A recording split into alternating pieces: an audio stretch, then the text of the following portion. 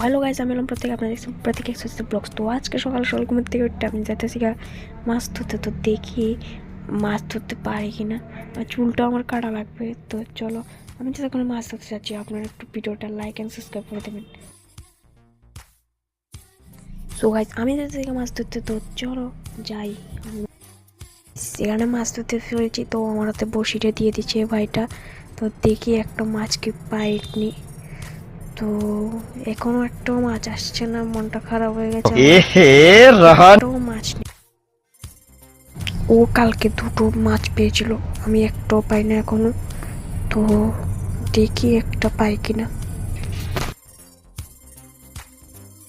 আজকের ব্লগটা এটুকুই। বাই। আর ওই ভাইটা একটু নাটকগুলো দেখো।